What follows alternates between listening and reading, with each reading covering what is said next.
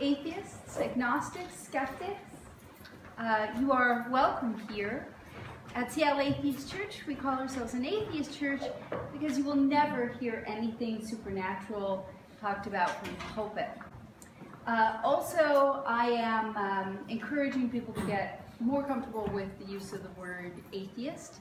And so that's another reason that we call ourselves an atheist church, because we don't believe in the supernatural, we don't believe in gods.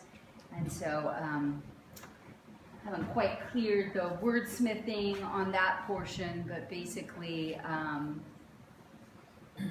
I am feeling more and more the importance of being sort of explicitly atheist, because it's a perfectly good thing to be. So today my talk is going to be on gratitude, and in fact I suggest a whole month of gratitude, a challenge of a month of gratitude. And so I started off by thinking about just the theme of Thanksgiving. Thanksgiving was last Thursday, and most of us got together with family.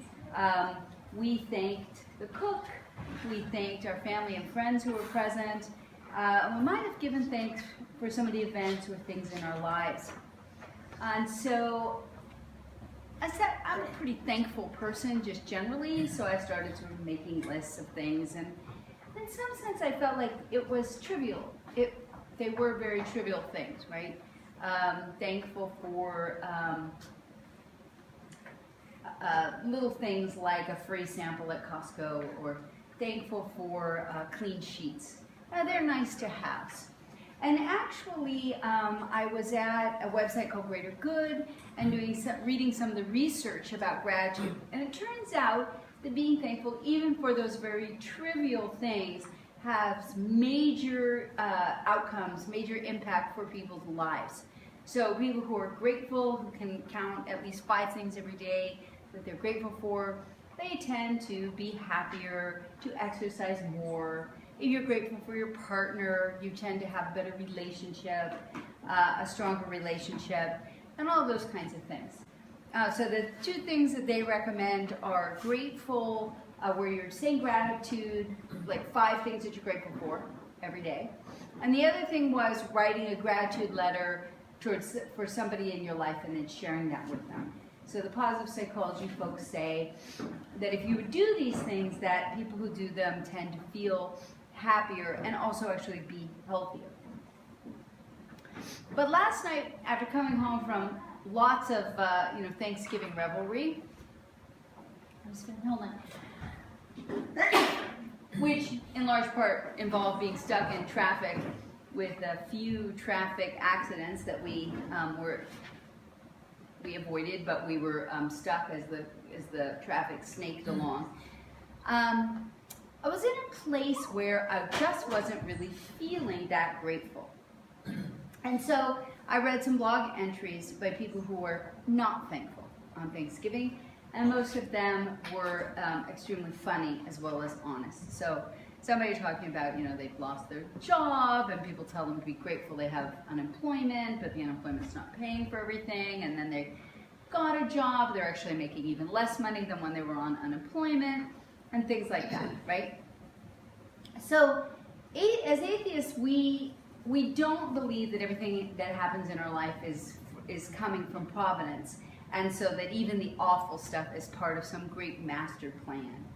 I think it's in 1 Thessalonians, this idea that God works all things for your good, and so just trust God, because even the bad things are part of some master plan to be worked for good in your life. And as an atheist, I can just call dog crap on the rug, dog crap on the rug. So not everything worked out for all of us this year, but a lot of it did. And so the question is, what would it be like to focus for 30 days on all the good that there is? And so then I started thinking, well, what is the good? And it started feeling a little bit too much like my happiness, small things that can bring you happiness talk that I had given before. And I started thinking, no, good is really something much bigger than that, right? So if it's hard to be grateful for the mundane things, such as a cup of coffee, because it happens fast and on a very tiny scale, it's even harder to be grateful for the sublime things. They're truly good things, but that are happening on a very large scale and very slowly. Those are the things that it's easier to miss. And so in preparation for 2016, I would like to start thinking about good with a big capital G, and being grateful for and being attuned to good, okay? So we say in Atheist Church, atheists believe in good because good happens in non-mysterious ways. And in 2016, some of what we've been talking about is what things would we like to be a part of, or are we a part of, that are moving us towards the greater good. So that was interesting. What is good? And here's, over the last weekend when I was sitting around, I was reading Steven Pinker's book, and I started reading about a guy named Caesar Beccaria. Now, I don't know why I'd never heard of Caesar Beccaria before, because I think he should be a hero. He wrote a treatise called On Crimes and Punishment in 1764, and this treatise is credited with helping to end torture. So prior to its publication, death by stretching on the rack, being broken on the wheel, drowning in water tortures, being drawn and quartered, and being burned at the stake were all common practices. And it's only about 250 years since those things were outlawed, which is really a kind of a small thing in the history of everything. So he also wrote against forcing prisoners or their families to pay for their own incarceration or imprisonment. And as we talked about just a few weeks ago, we talked about the book The New Jim Crow and the fact that prisoners are still being forced to do this. And so I think that we have some work to do, but we can think that we've come a long way towards being more good as a human species. And there are a lot of transformations taking place in society right now, which are all leading us towards the more good. So things, for example, policing is a lot better than it was 250 years ago. And there is a trend towards more good. So now we are agreed police should receive a lot of training in de-escalation tactics and in the use of non-lethal force. And there is a movement now even towards getting police to wear body cams so that after the fact we can see for sure everything that's happening with the police. But aside from that whole issue, which we're all familiar with and is much in the news these days, the other thing is that we have an understanding that we can identify and remove problem officers. So it used to be a truism in the police force that 10% of the officers cause 90% of the problems. Now, an actual study showed that just 2% of the officers in the department were responsible for about 50% of the complaints. The phenomenon of the problem officer was identified in the 1970s. Herman Goldstein noted problem officers are well known to their supervisors, to the administrators, to their peers, and to the residents of the areas in which they work. In 1981, the U.S. Commission on Civil Rights recommended police departments create early warning systems to identify these authors, okay? These officers who are the subject of complaints and exhibit identifiable patterns of misconduct. So the idea that we want to remove bad police. So we're at a crossroads right now, it feels like, because on one side we have problematic practices such as racial profiling or the militarization of the police. And on the other side we have things like the movement towards de-escalation, non-lethal force, and attempts to make police accountable to the communities they serve. So it might feel like we're in a balance, but nonetheless, if we look at a 250-year trajectory of our justice system, our police and justice system, we're definitely moving in the direction of good on these things. Other areas where we're moving in the direction of good is which is completely unrelated, is in, for example, our treatment of the disabled.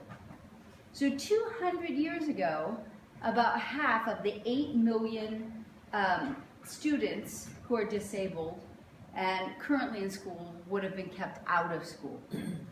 So about half of all students with disabilities today graduate high school, and a majority of them, or about 1/3 of all disabled students, go on to attend college. And all of this is change that we've seen in the last 40 years, right? So in 1968, the federal government sent 30,000 teachers through a special education training, and they provided captions for 3 million film strips to make them accessible for deaf students. My father actually was good friends with a man who was paraplegic and who was responsible for fighting in California for curb cuts. So today, of course, we have, first of all, any movie comes with, when you play it, there's a choice to make it show captions. And the passage of the Americans with Disabilities Act, which was in 1990, has improved all those things, such as curb cuts and chair lifts on buses. And in addition to all of that, our general attitudes towards the disabled have greatly changed, right? With now having movie stars and popular figures who are disabled people. So in every area that you can think of that is an area of concern, whether it be the environment or the treatment of children and families, all of these different areas, I think we are moving towards good. And that is something that we can be grateful for, that is not a trivial thing, right? By all means, feel happy about, your butter melting on your warm toast and all of that. But to me, that sort of goes more into the topic of happiness. And gratitude is a deeper, deeper emotion, right? Which is connected for atheists, not with the idea that there is some God who is in charge, who eventually has a plan for all of this to make sense. But in fact, because we believe that that is not the case, it means that we need to be aware as human beings in terms of what do we value, how do we shape change. And so we'll do that in 2016. But during this month, what I'd like us to look at is not just problems, but more the arc of history in terms of improvements that the world is getting better. Because I think that having that belief system helps make us more effective in terms of well, if that is the case, what can I do to hasten the good for all people? So I will end the way I always do. Atheists believe in good because good works in non-mysterious ways. Thank you.